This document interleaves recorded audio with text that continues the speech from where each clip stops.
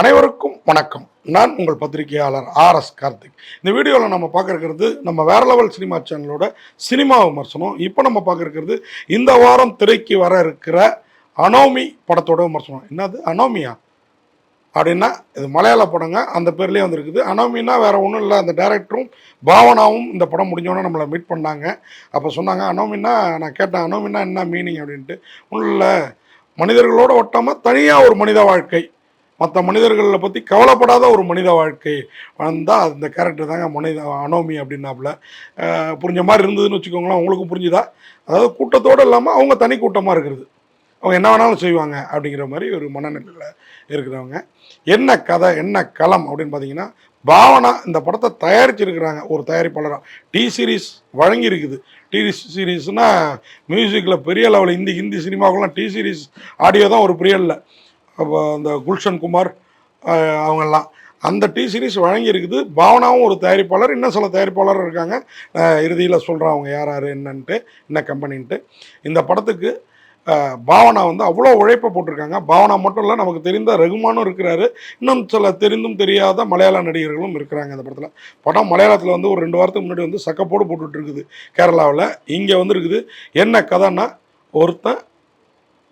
ஒருத்தனில் ஒரு கேரக்டர், அது சைக்கோபாத் அப்படின்றத பாவனா கண்டுபிடிக்கிறாங்க. காரணம், அவருடைய தம்பியை அந்த கேரக்டர் கொன்னுடுது. அந்த கேரக்டர் யார் என்னன்னு ஆராய்ச்சியில் இறங்குறாங்க பாவனா. ஆனால் 2வது கொலை தான் இவர் தம்பி கொலை. அதுக்கு முன்னாடி ஒரு கொலை நடந்திருக்குது. அந்த கொலையும் இந்த கொலையும் தற்கொலைன்னு போலீஸ் முடிச்சு வச்சிருது. அதில் போலீஸ் அஃபிஷியலாக இருக்கிறவர் ஏசிபியாக இருக்கிறாரு நம்ம ரகுமான். அப்போது ரகுமானோட மேலதிகாரிகிட்ட போய் முறையிடுறாங்க பாவனா. என்னப்பா அந்த மாதிரி இருக்குது, இவங்க கோர்ட்டுக்கு போனால் நம்ம கதை என்னன்னு பாரு அப்படின்றாப்புல.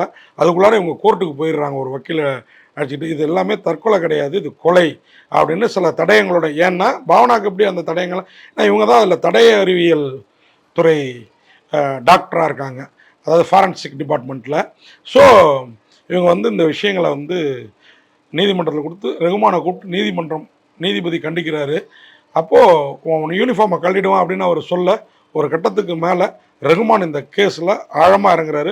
ஒரு கொலை, 2வது பாவனா தம்பி கொலை, அடுத்து ஒரு பெண் கொலை. இவங்க எல்லாமே சற்றே மனநிலை பாதிக்கப்பட்டவர்கள்.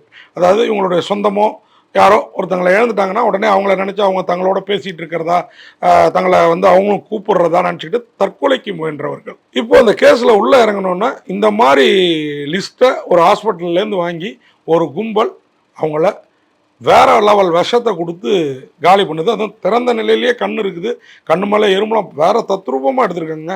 எறும்புலாம் மேயுது செத்த பிறகு. அந்த பையனோட முகம் இன்னமும் எனக்குள்ளார, அந்த பாவனா தம்பி முகம் அப்படியே இருக்குது. ரொம்ப அருமையாக பண்ணியிருக்கிறாங்க. செத்தும் நடிச்சிருக்கிறாப்புல அப்படின்னு சொல்லலாம், அந்த அளவுக்கு நடிச்சிருக்கிறாப்புல. அப்போது இந்த கொலையெல்லாம் பண்ணுறது யாருன்றத கிட்டத்தட்ட கொலையாளியே பாவனா நெருங்குறாங்க ஒரு பக்கம். இன்னொரு பக்கம் ரகுமான் வேறு லெவலில் பாவனா அந்த கோர்ட்டுக்கு போன பிறகு வேறு லெவலில் நெருங்குறாரு. இறுதியில் அவனை கைது பண்ணாங்களா, ஒருத்தன் மட்டும்தானா, இன்னும் கூட்டாளிகள் யாரும் இருந்தாங்களா அப்படின்னு பார்த்தா பாவனாவுடைய தம்பி மட்டும் கொலையாகல, பாவனாவுடைய காதலனும் வேறு மாதிரி கொலை செய்யப்படுறாங்க. அந்த சைக்கோபாத்து கொலை இல்லை. இப்போ இதெல்லாம் கொன்னது யார் அப்படின்னு துப்பு துளக்கிறப்போ நமக்கு பேரதிர்ச்சிகள் காத்திருக்குது. அப்போது அந்த ஒருத்தன் கூட வேறு யாரெல்லாம் இருந்தா அப்படிங்கிறது தெரிய வர்றப்போ நமக்கு அதிர்ச்சியாக இருக்குது. இப்படிலாம் நடக்குமா அண்ணு. அதுக்கப்புறம் அந்த கொலகாரம் சொல்லுவான் பாருங்கள், ஒரு சயின்ஸு, இந்த பல்லி இந்த எலி முயல்லாம் வச்சு ஆராய்ச்சி பண்ணுற மாதிரி, நான் ஒரு ஆராய்ச்சிக்காக தான் அந்த கொலையெல்லாம் பண்ணேன், நான் சைக்கோ கிடையாதுன்னு அவன் ஆங்கிலத்தில் வெளுத்து கட்டுறது நமக்கே அப்படியே வாய்ப்புழக்க வைக்குது. இப்படியும் மனிதர்கள் இருப்பாங்களா அப்படின்ட்டு. அவனுடைய தவறையே உணராமல் அதை சொல்கிறப்போ நமக்கு திக்குங்குது. அதனால் ஒரு பக்கம் இந்த மாதிரி ஆட்கள் ஏன் அவருக்கு சொட்டை விழுந்தது, சொட்டத்தலை மனிதர்களுக்கு நான் ஒரு வீடியோ பிறக்க வைக்கிறேன்னு நம்ம மண்டையை பிறந்துருவாரோ அப்படிங்கிற லெவலுக்குலாம் எனக்கு தோணுச்சுன்னா, இந்த படம் எந்த அளவுக்கு என்னை வியாபத்திற்கும் ஆக்கிரமித்திருக்குங்கிறத நீங்கள் பார்த்துங்க. ரொம்ப நாளைக்கு அப்புறம் பாவனா அழகு பதுமையாக கொஞ்சம் பூசி முழுகின மாதிரி அருமையாக நடிச்சிருக்கிறாங்க. அதே மாதிரி ரகுமான் இன்வெஸ்டிகேஷன் ஆஃபீஸராக அசத்தி இருக்கிறாரு. இவங்க இல்லாமல் பாவனாவோட ஜோடியாக வர்றவர், தம்பியாக வர்ற மலையாள ஆர்டிஸ்ட், இவங்க எல்லோருமே சிறப்பாக பண்ணியிருக்கிறாங்க. மொத்தத்தில் அனோமி, பாவனாவும் ரகுமானும் தங்களுடைய தோளில் அனாமியை சுமக்கிறாங்கன்னா அது மிகையல்ல. இது எல்லாத்துக்கும் காரணம் நம்ம யூகிக்கவே முடியாத ஒரு கதையை சொன்ன ரியாஸ் மாரத். அவர் தான் இந்த படத்தோட இயக்குனர். அவரோட டெபியூ ஃபிலிம் அது. வேறு லெவலில் பண்ணியிருக்கீங்க மிஸ்டர் ரியாஸ். இந்த படத்தை Gulshan Kumar, Bhushan Kumar, T series films association with Panorama ஸ்டுடியோஸோடு சேர்ந்து பண்ணியிருக்காங்க. இந்த பனோரமா ஸ்டுடியோஸை ஆதித் பிரசன்னகுமார் அவர் தான் ஒரு மெயின் தயாரிப்பாளர். அது இல்லாமல் பிளிஸ்கிரிக் ஃபிலிம்ஸ் பேனரில் பாவனாவும் இந்த படத்தில் ஒன் ஆஃப் த ப்ரொடியூசராக களமிறங்கியிருக்கிறாங்க. அருமையான ஒரு படத்தை கொடுத்துருக்குறாங்க. குமார் மங்கத் பதக், அபிஷேக் பதக், பிரிஸ்லிங் ஃபிலிம்ஸ், பாவனா, ஆதித் பிரசன்னகுமார் இப்படி இத்தனை பேர் சேர்ந்து ஒரு அருமையான படத்தை வந்து மலையாள படங்களில் இருந்து இந்த கிரைம் த்ரில்லர் படம்லாம் அப்படியே இன்ச்சு பை இன்ச்சாக நகர்த்துவாங்க. அது ரொம்பவே அழகாக இருந்தது. மொத்தத்தில் இந்த படம் வந்து வேறு லெவலில் ஒரு படம்.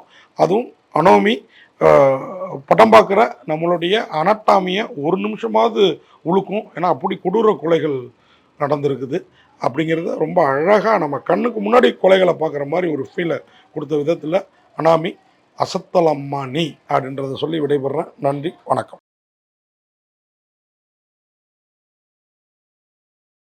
இந்த வீடியோ உங்களுக்கு பிடிச்சிருந்தா லைக் பண்ணுங்கள், கமெண்ட் பண்ணுங்கள், ஷேர் பண்ணுங்கள், சப்ஸ்கிரைப் பண்ணுங்கள்.